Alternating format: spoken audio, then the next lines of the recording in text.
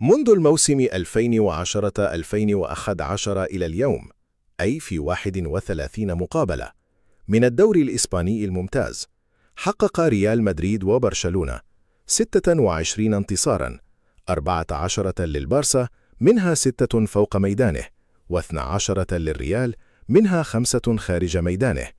تعادل الطرفان في 5 مقابلات فقط، 4 في برشلونة ومقابلة في مدريد.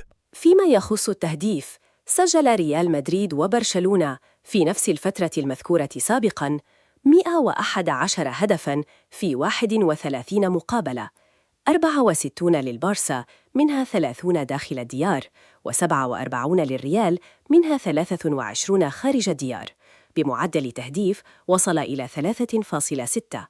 أقوى مقابلة في هذه الفترة كانت ب7 أهداف. في مارس 2014 فاز فيها برشلونة خارج الديار ب4-3، وفي ماي 2025 فاز فيها برشلونة أيضاً داخل الديار ب4-3.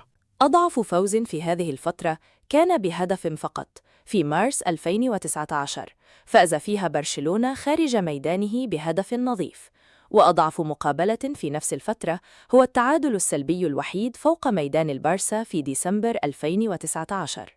الأرقام والإحصائيات السابقة ترشح البارسا للفوز بالكلاسيكو، والتعادل في برشلونة يميل أكثر لريال مدريد.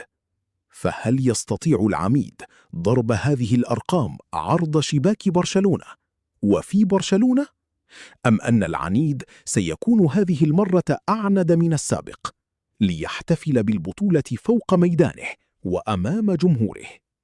الجواب: الأحد 10 ماي بداية من الساعة 8 ليلاً بتوقيت الجزائر.